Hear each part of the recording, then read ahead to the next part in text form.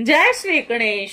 बंधन और मोक्ष का विवेचन, शिव पूजा का उपदेश और लिंग आदि में शिव पूजा का विधान, भस्म के स्वरूप का निरूपण और महत्व, शिव के भस्म धारण करने का रहस्य और शिव एवं गुरु शब्द की उत्पत्ति तथा विधन शांति के उपाय और शिव धर्म का निरूपण। ऋषिगण बोले, हे सर्वज्ञों में श्रेष्ठ, बंधन और मोक्ष का स्वरूप क्या है, हमें बताइए। सूत जी बोले, हे महर्षियों, मैं बंधन और मोक्ष का स्वरूप तथा मोक्ष के उपाय का वर्णन करूंगा। आप लोग आदर पूर्वक सुने। जो प्रकृति आदि 8 बंधनों से बंधा हुआ है वह जीव बंध कहलाता है, और जो उन 8 बंधनों से छूटता हुआ है उसे मुक्त कहते हैं। प्रकृति आदि को वश में कर लेना मोक्ष कहलाता है। बंधक आगंतुक है और मोक्ष स्वतः सिद्ध है। बंध जीव जब बंधन से मुक्त हो जाता है तब उसे मुक्त जीव कहते हैं। प्रकृति, बुद्धि, महतत्व, त्रिगुणात्मक अहंकार और 5 तन्मात्राएं, इन्हें ज्ञानी पुरुष प्रकृत या कष्टक मानते हैं। प्रकृति आदि 8 तत्वों के समूह में देह की उत्पत्ति हुई है। देह से कर्म उत्पन्न होता है और फिर कर्म से नूतन देह की उत्पत्ति होती है। इस प्रकार बार बार जन्म और कर्म होते रहते हैं। शरीर को स्थूल, सूक्ष्म और कारण के भेद से तीनों प्रकार का जानना चाहिए। स्थूल शरीर जागृत अवस्था में व्यापार करने वाला, सूक्ष्म शरीर जागृत और स्वप्न अवस्थाओं में इंद्रिय भोग प्रदान करने वाला तथा कारण शरीर सुषुप्त अवस्था में आत्मानंद की अनुभूति कराने वाला कहा गया है। और जीव को उसके प्रारब्ध कर्म अनुसार सुख दुख प्राप्त होते रहते हैं। वह अपने पूर्ण कर्मों के फल स्वरूप सुख और पाप कर्मों के फल स्वरूप दुख प्राप्त करता है। अतः कर्म पास से बंधा हुआ जीव अपने विविध शरीर से होने वाले शुभाशुभ कर्मों द्वारा सदा चक्र की भांति बार बार घुमाया जाता है। इस चक्रवत ब्राह्मण की निवृत्ति के लिए चक्रकर्ता का इस तवन एवं आराधना करनी चाहिए। और प्रकृति आदि को 8 पास बतलाए गए हैं और उनका समुदाय ही माँ चक्र है। और जो प्रकृति से प्रिय है वह पर आत्मा शिव है। भगवान महेश ही प्रकृति आदि महाचक्र के कर्ता है, क्योंकि वह प्रकृति से परे है। और जैसे बकायन नामक वृक्ष का थाला जल को पीता और उगलता है, उसी प्रकार शिव प्रकृति आदि को अपने वश में करके उस पर शासन करते हैं। और उन्होंने सबको वश में कर लिया है और इसीलिए वह शिव कहे गए हैं।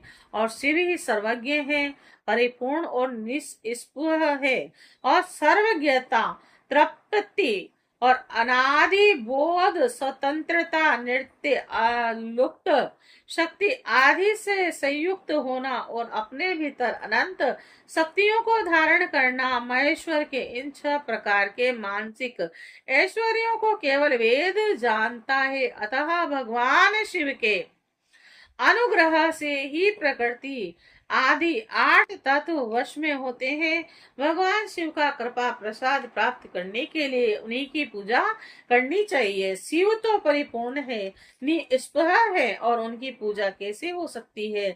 इसका उत्तर यह है कि भगवान शिव के उद्देश्य से उनकी प्रसन्नता के लिए किया हुआ सत्कर्म उनकी कृपा प्रसाद को प्राप्त करने वाला होता है। शिवलिंग में, शिव की प्रतिमा में तथा शिव भक्त जनों में शिव की भावना करके और उनकी प्रसन्नता के लिए पूजा करनी चाहिए। वह पूजन शरीर से, मन से, वाणी से और धन से भी किया जा सकता है। उस पूजा से प्रकृति से प्रेम महेश्वर पूजक पर विशेष कृपा रखते हैं और यह सत्य है। शिव की कृपा से कर्म आदि सभी बंधन अपने वश में हो जाते हैं और कर्म से लेकर प्रकृति प्रियतन सब कुछ जब वश में हो जाता है तब वह जीव मुक्त कहलाता है। और सब आत्मा राम स्वरूप से विराजमान होता है। परमेश्वर शिव की कृपा से जब कर्म जनित शिव अपने वंश में हो जाता है, तब भगवान शिव के लोक में निवास प्राप्त होता है, और इसी को सालोक्य मुक्ति कहते हैं।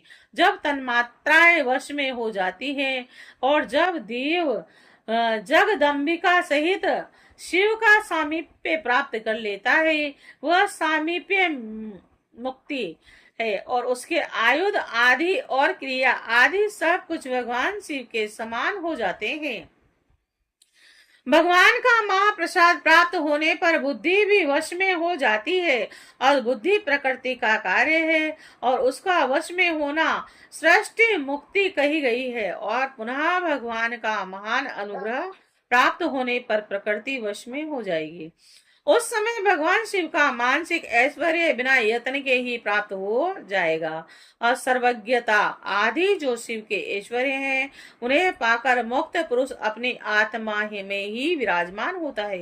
वेद और शास्त्रों में विश्वास रखने वाले विद्वान पुरुष इसी को सायुज्य मुक्ति कहते हैं, और इस प्रकार लिंग आदि में शिव की पूजा करने से कर्म से मुक्ति स्वतः प्राप्त हो जाती है। इसीलिए शिव का कृपा प्रसाद प्राप्त करने के लिए तत्त संबंधी क्रिया आदि के द्वारा उन्हीं का पूजन करना चाहिए। शिव क्रिया, शिव तप, शिव मंत्र और जप, शिव ज्ञान और शिव ध्यान के लिए सदा उत्तरोत्तर अभ्यास बढ़ाना चाहिए। प्रतिदिन प्रातः काल से रात को सोते समय तक और जन्म काल से मृत्यु पर्यंत तक सारा समय भगवान शिव के चिंतन में बिताना चाहिए। सगो जातिक मंत्रों तथा नाना प्रकार के पुष्पों से जो शिव की पूजा करता है, वह शिव को प्राप्त होगा। ऋषिगण बोले, हे सुव्रत, अब आप लिंग आदि में शिव जी की पूजा का विधान बताइए। तब श्री सूत जी बोले, हे द्विजों, मैं लिंगों के क्रम का यथार्थ वर्णन कर रहा हूँ, आप लोग सुनिए। वह प्रणव ही समस्त अभिष्ट वस्तुओं को देने वाला प्रथम लिंग है, और उसे सूक्ष्म प्रणव समझिए। सूक्ष्म लिंग निष्कल होता है और स्थूल लिंग सकल। पंचाक्षर मंत्र को ही स्थूल लिंग कहते हैं, और उन दोनों प्रकार के लिंगों का पूजन तब कहलाता है। वे दोनों ही लिंग साक्षात मोक्ष देने वाले हैं, और पौरुष लिंग और प्रकृति लिंग के रूप में बहुत से लिंग हैं। उन्हें भगवान शिव ही विस्तार पूर्वक बता सकते हैं, दूसरा कोई नहीं जानता। पृथ्वी के विकारभूत जो जो लिंग ज्ञात है, उनको मैं आप लोगों को बता रहा हूँ। उनमें प्रथम है स्वयंभू लिंग, दूसरा है बिंदु लिंग, तीसरा प्रतिष्ठित लिंग, चौथा चरलिंग, पांचवा गुरुलिंग। देव ऋषियों की तपस्या से संतुष्ट होकर उनके समीप प्रकट होने के लिए पृथ्वी के अंतर्गत बीज रूप से व्याप्त हुए भगवान शिव वृक्षों के अंकुर की भांति भूमि को भेद कर नार लिंग रूप में व्याप्त हो जाते हैं। वे स्वतः व्यक्त हुए शिव ही शिव प्रकट होने के कारण स्वयंभू नाम धारण करते हैं, और ज्ञानी जन उन्हें स्वयंभू लिंग के रूप में जानते हैं। उस स्वयंभू लिंग की पूजा से उपासक का ज्ञान स्वयं बढ़ने लगता है, और सोने चांदी आदि के पत्र पर, भूमि अथवा वेदी पर अपने हाथ से लिखित जो शुद्ध प्रणव मंत्र रूप लिंग है, उसमें तथा यंत्र लिंग का आलेखन करके उसमें भगवान शिव की प्रतिष्ठा और आह्वान करें। और ऐसा बिंदु नादमय लिंग यस्तावर और जगम दोनों ही प्रकार का होता है। उसमें शिव का दर्शन भावनामय ही है, और इसमें संदेह नहीं है। जिसको जहां भगवान शंकर के प्रकट होने का विश्वास हो, उसके लिए वही प्रकट होकर वे अभिष्ट फल प्रदान करते हैं, और अपने हाथ से लिखे हुए यंत्र में अथवा अकृत्रिम यस्तावर आदि में भगवान शिव का आह्वान करके 16 उपचारों से उनकी पूजा करे, और ऐसा करने से साधक स्वयं ऐश्वर्य को प्राप्त कर लेता है, और इस साधक के अभ्यास से उसको ज्ञान की प्राप्ति हो जाती है। देवता और ऋषियों ने आत्म सिद्धि के लिए अपने हाथ से वैदिक मंत्रों के उच्चारण पूर्वक शुद्ध मंडल में शुद्ध भावना द्वारा उस उत्तम शिवलिंग की स्थापना की है और उसे पौरुष लिंग कहते हैं और तथा वही प्रतिष्ठित लिंग कहलाता है। और उस लिंग की पूजा करने से सदा पौरुष ऐश्वर्य की प्राप्ति होती है और महान ब्राह्मणों और महाधनी राजाओं द्वारा किसी शिल्पी से शिवलिंग का निर्माण कराकर मंत्र पूर्वक जिस लिंग की स्थापना तथा प्रतिष्ठा की गई हो वह प्राकृतिक है और वह शिवलिंग प्राकृतिक ऐश्वर्य भोग को देने वाला होता है। जो शक्तिशाली और निरत्य होता है उसे पौरुष लिंग कहते हैं और जो दुर्बल तथा अनृत्य होता है वह प्राकृतिक लिंग कहलाता है। लिंग नाभि, जिहा, नासिका का अग्र भाग और शिखा के क्रम से कटी हृदय और मस्तक तीनों स्थानों में जो लिंग की भावना की गई है उस आध्यात्मिक लिंग को ही चरलिंग कहते हैं। पर्वत को पौरुष लिंग बतलाया गया है और भूतल को विद्वान पुरुष प्राकृतिक लिंग मानते हैं। वृक्ष आदि को पौरुष लिंग जानना चाहिए। गुलम आदि को प्राकृतिक लिंग कहा गया है और साठी नामक धान्य को प्राकृतिक लिंग समझना चाहिए। शाली, अगहनी एवं गेहूं को पौरुष लिंग, अणिमा आदि आठों सिद्धियों को देने वाला जो ऐश्वर्य है उसे पौरुष ऐश्वर्य जानना चाहिए। सुंदर स्त्री तथा धन आदि विषयों को आस्तिक पुरुष प्राकृतिक ऐश्वर्य कहते हैं। चार लिंगों में सबसे प्रथम रसलिंग का वर्णन किया जाता है। रसलिंग ब्राह्मणों को उनकी सारी अभिष्ट वस्तुओं को देने वाला है और शुभ कारक बाण लिंग क्षत्रियों को महान राज्य की प्राप्ति कराने वाला है। स्वर्णलिंग वैश्यों को महाधनपति का पद प्रदान करने वाला है और तथा सुंदर शिलालिंग शूद्रों को महाशुद्धि देने वाला है और स्फटिक लिंग और बाण लिंग सब लोगों को उनकी समस्त कामनाएं प्रदान करने वाला है। अपना न हो तो दूसरे का स्फटिक या बाण लिंग भी पूजा के लिए निषिद्ध नहीं है और स्त्रियों विशेषतः सद्भावों के लिए पार्थिव लिंग की पूजा का विधान है और प्रवृत्ति मार्ग में स्थित विधवाओं के लिए स्फटिक लिंग की पूजा बताई गई है, परंतु विरक्त विधवाओं के लिए रस लिंग की पूजा को ही श्रेष्ठ कहा गया है। हे सुव्रतो, बचपन में, युवा अवस्था में और बुढ़ापे में भी शुद्ध स्फटिक मय शिवलिंग की पूजन स्त्रियों को समस्त भोग प्रदान करने वाला है और ग्रहासक्त स्त्रियों के लिए पीठ पूजा भूतल पर संपूर्ण अभिष्ट को देने वाली है। प्रवृत्ति मार्ग में चलने वाला पुरुष सुपात्र गुरु के सहयोग से ही समस्त पूजा क्रम संपन्न करें और इष्ट देव का अभिषेक करने के पश्चात अग्नि के चावल से बने हुए खीर आदि पकवानों द्वारा नैवेद्य अर्पण करें और पूजा के अंत में शिवलिंग को पधराकर घर के भीतर पृथक संपुष्ट में स्थापित करें और जो निवृत्ति मार्गी पुरुष हैं उनके लिए हाथ पर ही शिवलिंग पूजा का विधान है और उन्हें भिक्षा आदि प्राप्त हुए अपने भोजन को ही नैवेद्य रूप में निवेदित करना चाहिए और निवृत्ति पुरुष के लिए सूक्ष्म लिंग ही श्रेष्ठ बतलाया जाता है। वे विभूति के द्वारा पूजन करें और विभूति को ही नैवेद्य रूप से निवेदित भी करें और पूजा करके उस लिंग को सदा अपने मस्तक पर धारण करें।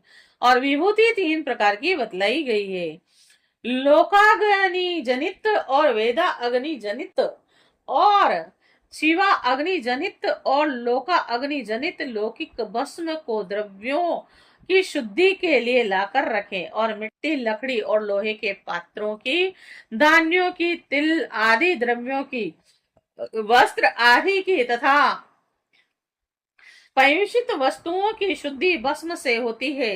कुत्ते आदि से दूषित हुए पात्रों की भी शुद्धि भस्म से ही मानी गई है। और विशेषतः वस्तु विशेष की शुद्धि के लिए यथा योग्य सजल अथवा निर्जल भस्म का उपयोग करना चाहिए। वेद अग्नि जनित जो भस्म है उसको उन वैदिक कर्मों के अंत में धारण करना चाहिए। मंत्र और क्रिया से जनित जो होम कर्म है वह अग्नि में भस्म का रूप धारण करता है और उस भस्म को धारण करने से वह कर्म आत्मा में आरोपित हो जाता है। और अघोर मूर्तिधारी शिव का जो अपना मंत्र है उसे पढ़कर बेल की लकड़ी को जलाएं और उस मंत्र से अभिमंत्रित अग्नि को शिव अग्नि कहा गया है। उसके द्वारा जले हुए काष्ठ का जो भस्म है वह शिव अग्नि जनित है। और कपिला गाय के गोबर अथवा गाय मात्र के गोबर को तथा शमी पीपल और प्लास बट अमलतास और विलव इनकी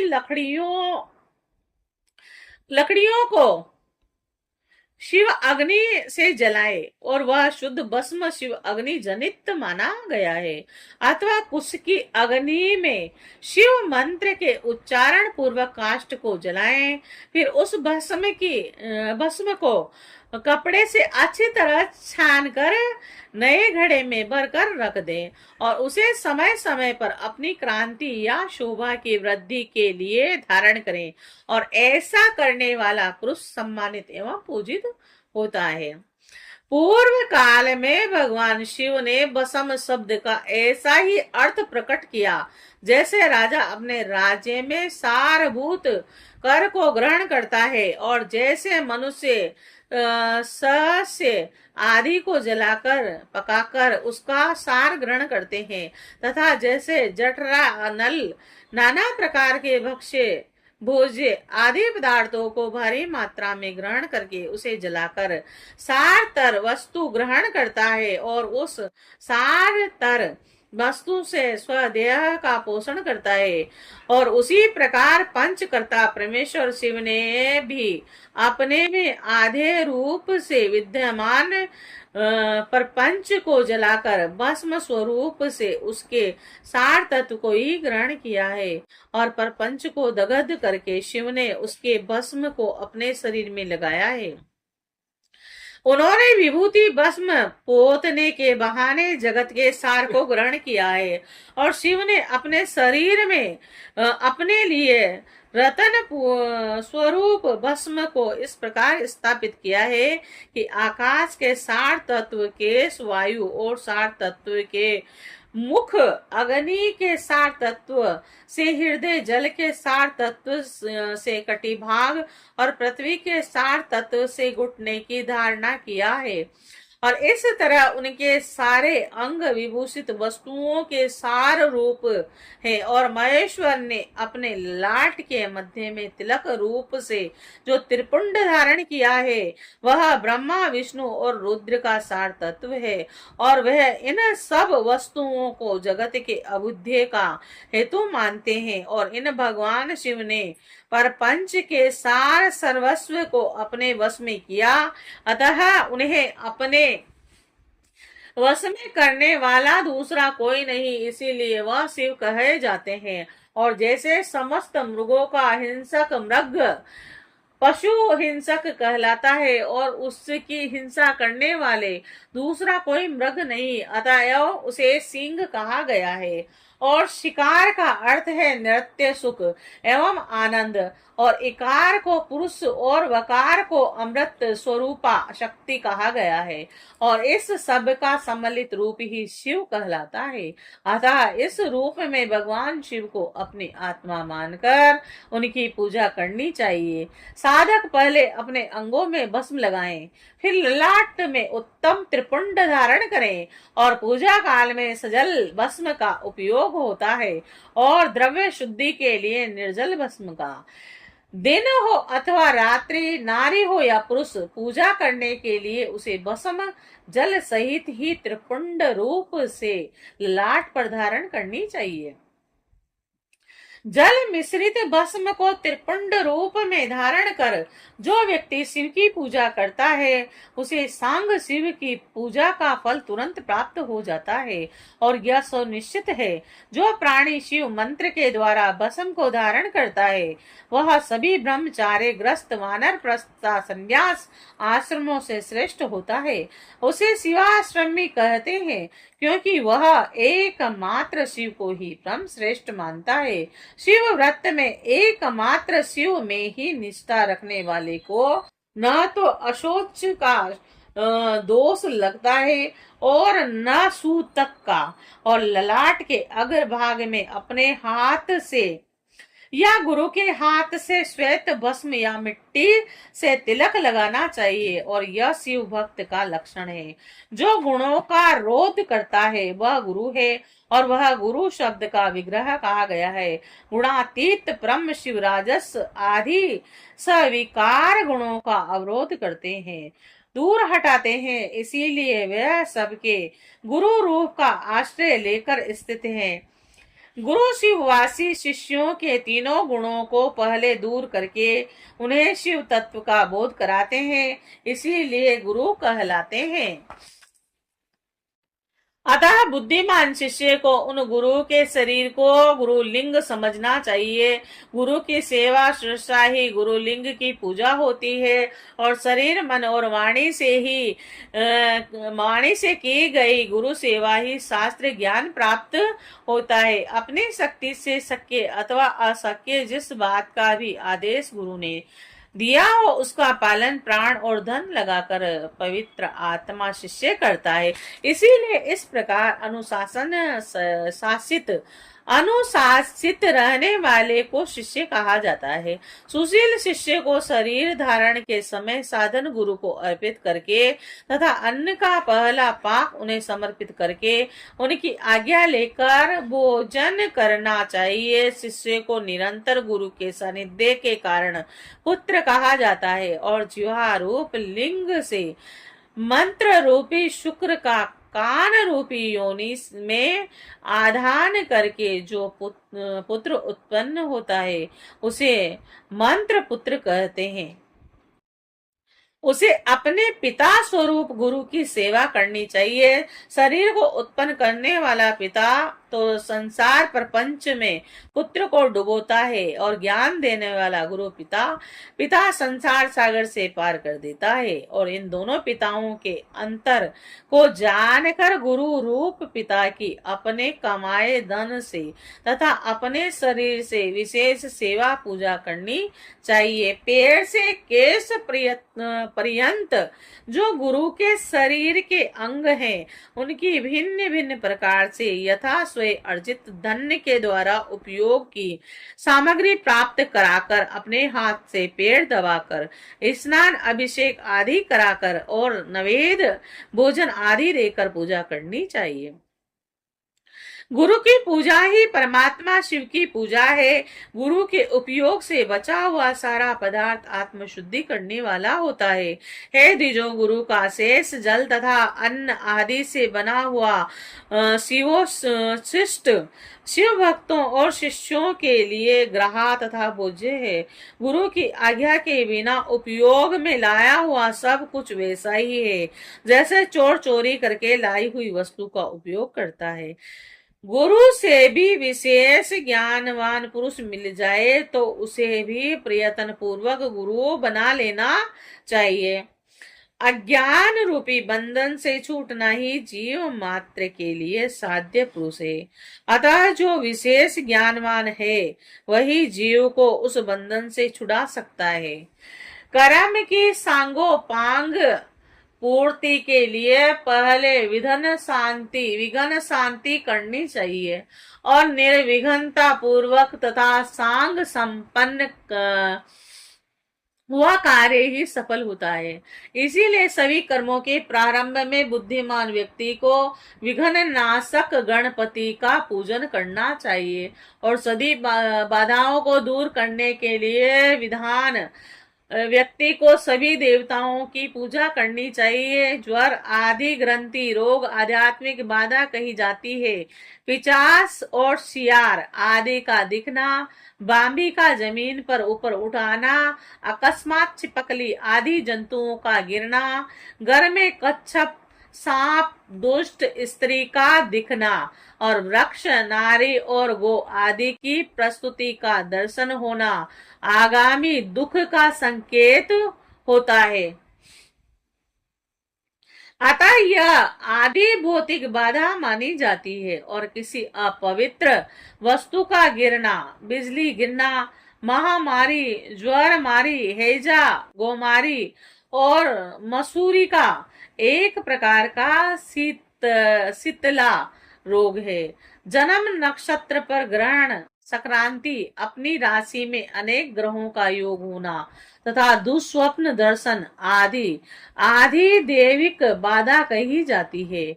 शव, चांडाल और पतित का स्पर्श अथवा इनका घर के भीतर आना और भावी दुख का सूचक होता है। बुद्धिमान व्यक्ति को चाहिए कि उस दोष की शांति के लिए शांति यज्ञ करें। किसी मंदिर, गौशाला, यज्ञशाला अथवा घर के आंगन में जहां 2 हाथ पर ऊंची जमीन हो, उसे अच्छी तरह साफ कर कर उस पर एक बार धान रखकर उसे फैला दें और उसके बीच में कमल बनाएं तथा कोण सहित 8 दिशाओं में भी कमल बना दें। फिर प्रधान कलश में सूत्र बांध कर तथा गूगल की धूप दिखाकर उसे बीच में तथा दिशाओं में बनाए। कमलों पर धन्य 8 कलश स्थापित कर दे और 8 कलशों में कमल, आम्र, पल्लव और कुशा डालकर गंध आदि पंच द्रव्यों से युक्त मंत्रपूत जल से इन्हें भरें और उन समस्त कलशों में नीलम आदि नवरत्नों को क्रमशः डालना चाहिए। तत्पश्चात बुद्धिमान यजमान कर्म कांड को जानने वाले सपत्नीक आचार्य का वर्णन करे और भगवान विष्णु की स्वर्ण प्रतिमा तथा इंद्र आदि देवताओं की भी प्रतिमाएं बनाकर उन कलशों में छोड़ें और पूर्ण पात्र से ढकें। मध्य कलश पर भगवान विष्णु का आह्वान करके उनकी पूजा करें और पूर्व दिशा से प्रारंभ करके सभी दिशाओं में मंत्र अनुसार इंद्र आदि कर्म से पूजन करना चाहिए। उनके नामों में चतुर्थी विभक्ति सहित नमः का प्रयोग करते हुए उनका पूजन करना चाहिए। आह्वान आदि सारे कार्य आचार्य द्वारा संपन्न कराएं तथा आचार्य और ऋतिजों सहित उन देवताओं के मंत्रों को 100 बार जपे। कलशों की पश्चिम दिशा में जप के बाद होम करना चाहिए। हे द्विजों, जनों, वह जब होम करोड़ों, लाख, हजार अथवा की संख्या में हो सकता है और इस विधि से 1 दिन, 9 दिन अथवा 40 दिनों में देश काल की व्यवस्था के अनुसार शांति यज्ञ यथोचित रूप से संपन्न करें। शांति के लिए शमी तथा वृत्ति, रोजगार के लिए प्लास की समिधा से अन्न, घृत तथा सुगंधित द्रव्यों से उन देवताओं के नाम अथवा मंत्रों से हवन करना चाहिए। उन देवताओं के नाम अथवा मंत्रों से हवन करना चाहिए। प्रारंभ में जिस द्रव्य का उपयोग किया हो, अंत तक उसी का प्रयोग करते रहना चाहिए और अंतिम दिन पुण्य वाचन कराकर कलशों के जल से प्रोक्षण करना चाहिए। तत्पश्चात आहुति की संख्या के बराबर ब्राह्मणों को भोजन करवावे और यह विद्वान आचार्य और ऋतिजों को भविष्य का भोजन कराना चाहिए। सूर्य आदि नवग्रहों का होम के अंत में पूजन करना चाहिए और ऋतिजों को कर्म अनुसार नवरत्नों की दक्षिणा देनी चाहिए। तत्पश्चात 10 दान करे और उसके बाद भूयसी दान करना चाहिए और बालक, यज्ञोपवीत, ग्रस्त, आश्रमिकों, वानर प्रस्थियों को धन का दान करना चाहिए। तत्पश्चात कन्या, सधवा और विधवा स्त्रियों को देने के अंतर बची हुई तथा यज्ञ में बची हुई सारी सामग्री आचार्य को समर्पित कर देनी सही है। उत्पात, महामारी और दुखों के स्वामी यमराज माने जाते हैं और इसीलिए यमराज की प्रसन्नता के लिए काल प्रतिमा का दान करना चाहिए।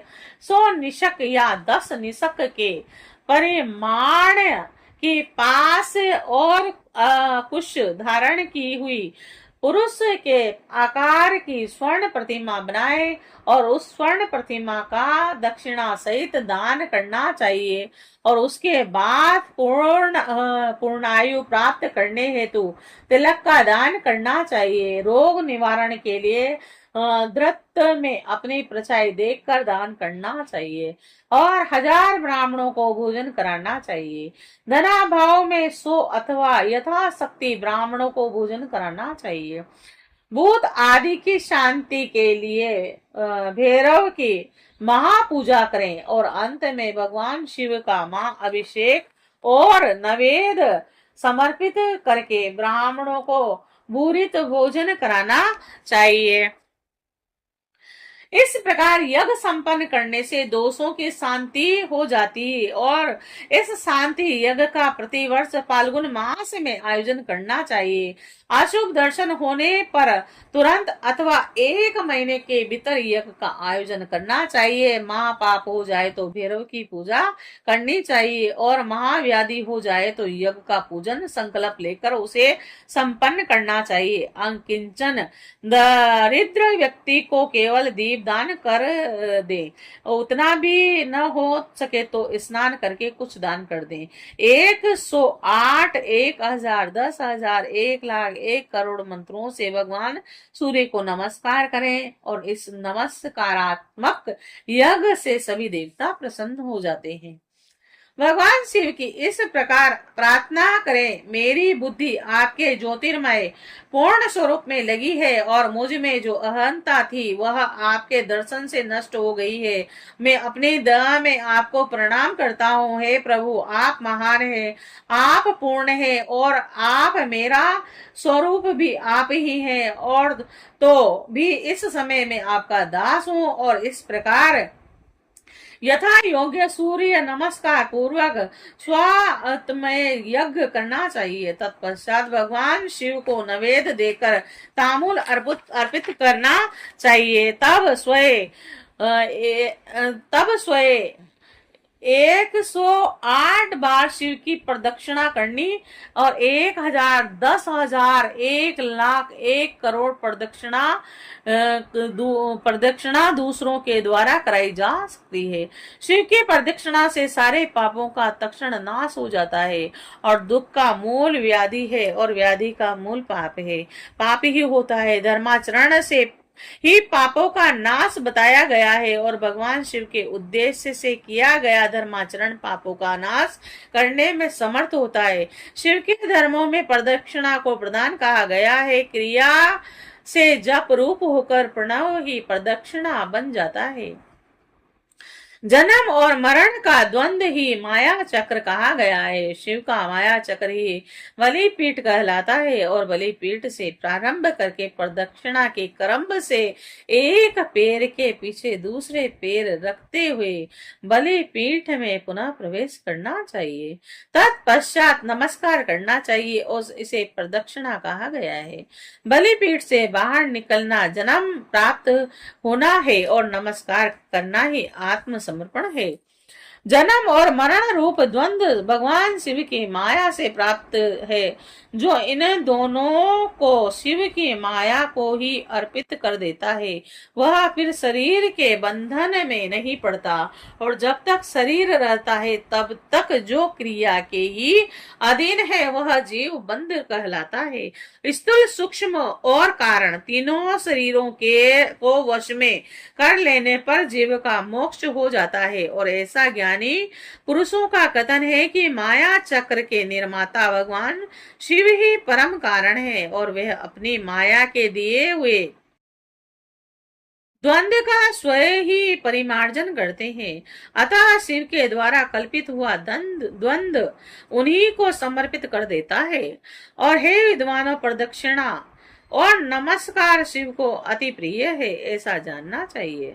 भगवान शिव की प्रदक्षिणा, नमस्कार और षोडशोपचार पूजन अत्यंत फलदायी होता है और ऐसा कोई पाप इस पृथ्वी पर नहीं है और शिव प्रदक्षिणा से नष्ट न हो सके, इसीलिए प्रदक्षिणा का आश्रय लेकर सभी पापों का नाश कर लेना चाहिए। जो शिव की पूजा में तत्पर हो वह मौन रहे और सत्य आदि गुणों से संयुक्त हो तथा क्रिया, जप, तप, ज्ञान और ध्यान से एक एक का अनुष्ठान करता रहे।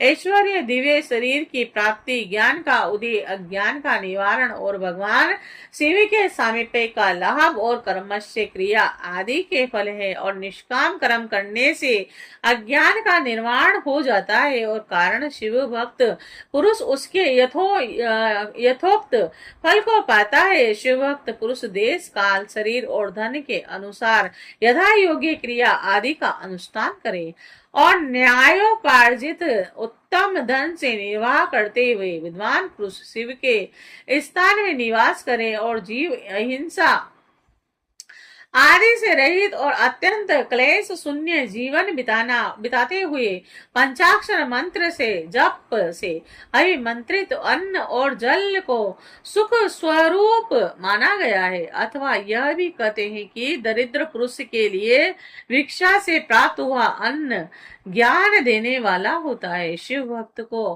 भिक्षान प्राप्त हो तो वह शिव भक्ति को बढ़ाने वाला होता है। शिव योगी पुरुष भिक्षान को शंभु सत्र कहते हैं, स्वयंभू सत्र कहते हैं और जिस किसी भी उपाय से जहां कहीं भी भूतल पर शुद्ध अन्न का भोजन करते हुए सदा मौन भाव से रहे और अपने साधन का रहस्य किसी पर प्रकट न करे, भक्तों के समक्ष ही शिव के महामात्य को प्रकाशित करे। शिव मंत्र के रहस्य को भगवान शिव ही जानते हैं, दूसरा कोई नहीं जान पाता है और शिव भक्त को सदा शिवलिंग के आश्रित होकर वास करना चाहिए। हे ब्राह्मणों, शिवलिंग श्रेय के प्रभाव से वह भक्त भी शिव स्वरूप हो जाता है और चरलिंग की पूजा करने से वह कर्म से अवश्य ही मुक्त हो जाता है। और महर्षि व्यास ने पूर्व काल में जो कहा था, मैंने वह जैसा सुनाया था उस सब साध्य साधन का संक्षेप में वर्णन कर दिया है। आप सबका कल्याण हो और भगवान शिव में आपकी दृढ़ भक्ति बनी रहे। जो मनुष्य इस अध्याय का पाठ करता है अथवा इसे सुनता है, हे विघ्न जनों, वह भगवान शिव की कृपा से शिव ज्ञान को प्राप्त कर लेता है और विघ्न बाधाओं से दूर हो जाता है।